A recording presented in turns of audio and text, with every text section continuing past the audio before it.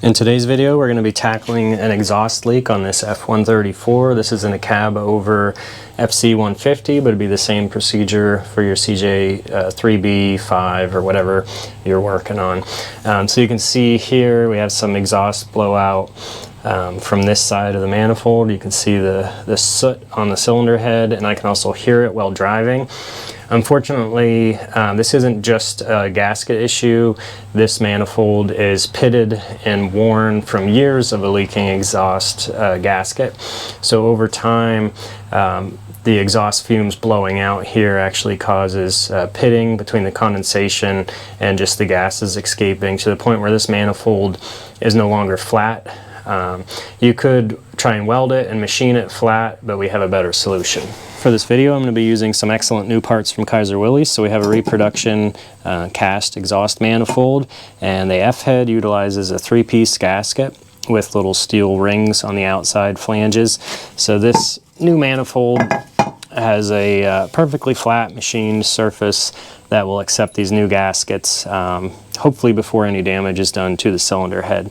And then since I have to remove the header pipe, it's always a good idea to put a new manifold header gasket in. So we're going to pull the old one out and slap this new one in.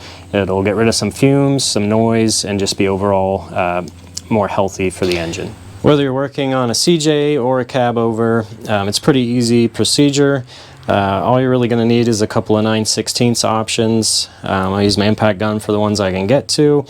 Then I like a flex head gear ratchet for the tighter ones on the underside, and then just a regular straight gear wrench. So just whatever you need to get on those bolts. If you have your fender off of a CJ5, this is obviously even easier, but it's a task that we can all do with no problems. So I started with the manifold nuts. The back side uses a bolt and the front is a stud. Since I'm replacing that, I really don't care if they snap off. Sometimes that actually speeds things up. Anytime I work on these, I try to slather them up with a good anti-seize, but inevitably the heat kind of bakes that out of there and they rust. So get those loose. I have the nut on this side just held on by a few threads so it doesn't drop. I also put a jack stand under the exhaust so that it doesn't drop down completely and tweak my mounts, or if you have rusty old joints, you don't want to turn a 2-hour project into a weekend project. So start there, and then we'll move up to these manifold bolts next. One thing every mechanic dreads is having a stud snap off on a manifold or a header, so we really want to avoid that.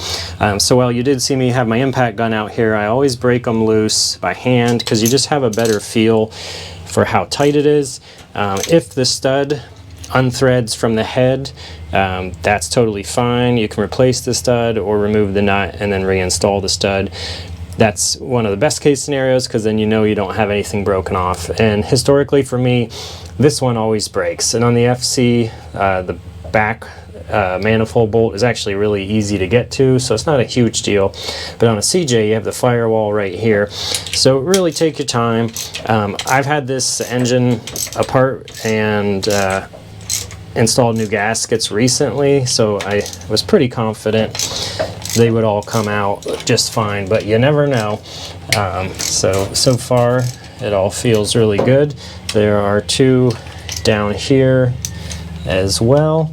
That one's a little long for my shallow socket, but so far they're all coming out just peachy. So I'll get these removed and we'll go from there. Once you get them to this point, then it would be totally okay to switch to my impact, but always start them by hand, just switching over to a deep weld to get these longer stud nuts off. The original nuts should be brass, and I like to reuse them anytime I do this. All the bolts are out, so I'm going to remove the nut on the header pipe.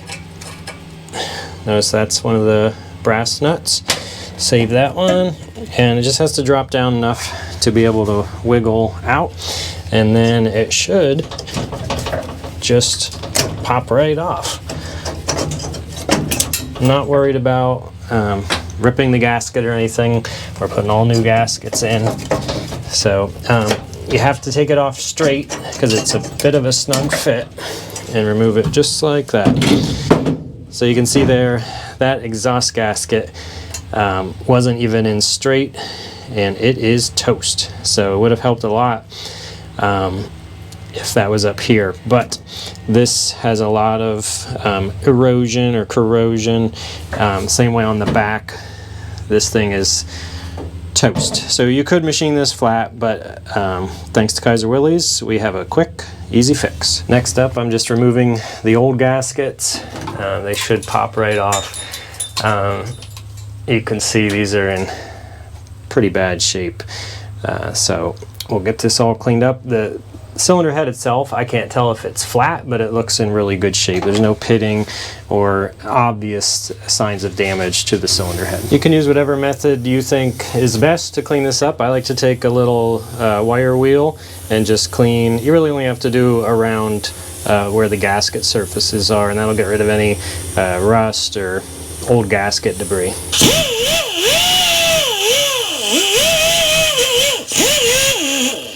It's also a good time you can clean up the threads on your studs if they have old anti-seize or any rust on them. Once it's all installed, you can place your gasket over the studs. I like to spray a little copper spray gasket on the cylinder head side, and that gives it a little stickiness and helps it stay in place. That's especially important for the small side that goes on the cylinder head, so you gotta let it tack up a little bit, and then ideally that would hold the steel ring in place as well, so that goes inside the cylinder head just like that. And that was part of our problem before. You can see it's moving, so I'm gonna let that set up a little more. You can also put a little dab of silicone or grease or anti-seize, whatever it takes to get that to sit and stick onto the cylinder head. Everything's nice and sticky and stuck. Got the gaskets in place, and then I like to use a lot of anti-seize. Some people like the copper. So whatever your preferred method is here, it's personal preference, but just make sure you use something, because if you go to work on this in the near future, you'll be glad you did. So I like to put it on first and then a little more after, so when you just push the manifold on, it kind of squeezes and goes through there. Also a good time to remove your old gasket, get rid of that, and if you need to clean up the header flange, it's easier to get to before you put this in. So we'll just make sure to keep it nice and straight, get all the bolts started. It needs to go on evenly so the studs don't bind. You may have to give it a little tap with a rubber mallet or your hand to get it started. If your studs are bent at all, it's just like putting on a cylinder head. If everything isn't lined up, it will fight you. Don't ever hit cast iron with a steel hammer. So I'm just using a rubber mallet to tap it. Once you get it started, it'll start going on. But make sure while you're hitting it to keep an eye on your outer gaskets to make sure they don't you know, fall out of that hole. You're just tapping it evenly. Try not to let one side get ahead of the other. Now I'm going through with even more anti-seize. You can't use enough of this stuff. It's a little tricky to get it on the lower ones, but just do your best. And remember, no matter what you do, you're gonna end up looking like the Tin Man when you're done. Get your washers and nuts started. Kaiser Willys does offer replacements, but I don't have any problem reusing the originals if yours are in good shape. When you're cleaning up your threads in preparation, take note of the thread count. These should be fine thread from the factory. Someone has replaced two of the studs with a coarse thread.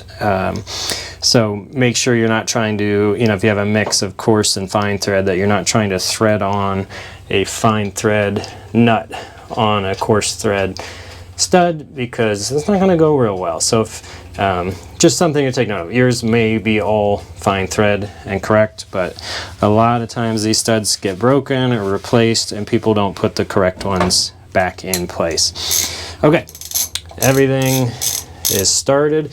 I like to start them all by hand. You don't want to cross thread any of these nice old brass nuts. Then just take your ratchet, and I draw them all up just a little bit snug, and then we'll try to torque it very evenly, because we don't want to crush any one gasket more than the other. So stand by, we'll get this thing snugged up and ready to roll. Once you have them all touching and you can see the manifold starting to move and kind of level out against the cylinder head, I like to start in the middle, and don't go all the way. We don't want to obliterate these gaskets, but it does need to be tight. So I kind of alternate on these middle 3 bolts until I can feel it starting to get snug. I can see a little of my copper spray gasket starting to squish out. They're just a 3/8 stud, so you don't have to go crazy. And I'm just doing the middle 3 first. I would say it's somewhere in the realm of 30 foot-pounds. And then I move to the outside ones. And as I talked in the early part of the video, you don't want to strip out or snap off any of the studs. So I feel pretty good with that. Just go back through, give them a little snug. And that part is done. Everything's in place. Now I'm going to put the lower gasket in place. The header pipe has a ring around it that will hold the gasket right where it needs to be. You just have to get the bolt started. So just push down on the header just enough to get it past that stud. Once it's up in place, you can use a hand to kind of hold it there, then a little anti-seize on the stud, washer, and then a nut. The new manifold comes with the stud installed and 1 fine thread nut. So I'm just making that hand tight, and then I'm going to reuse the bolt on the rear, and that is a fine thread bolt also, which we want to goop it up once again. So before you tighten it up, make sure the gasket is aligned properly, and that bolt should drop right down through there. Then a washer and a nut.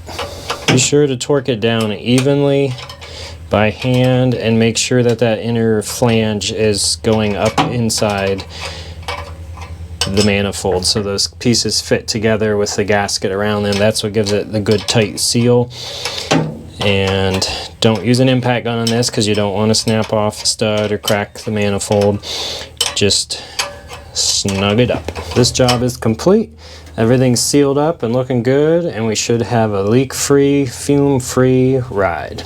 Got the Jeep all back together and out of the shop. The first time you start it up, you will notice some smoke from the gaskets and from the anti-seize, and this has a black high-temp paint on it. That's going to smell pretty bad and smoke for a while, so especially on a cab over like this, I would recommend just firing it up and letting it run with the cover off, outside, doors open, and just kind of let those fumes get out of its system, and don't be anywhere near it because you don't want to smell that nasty stuff. So let's fire it up, and we should have a leak-free, nice, quiet operation.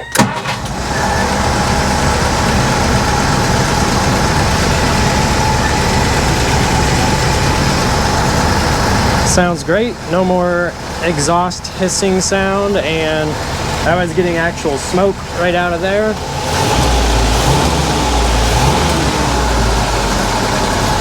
Sounds good. Running like a Swiss watch.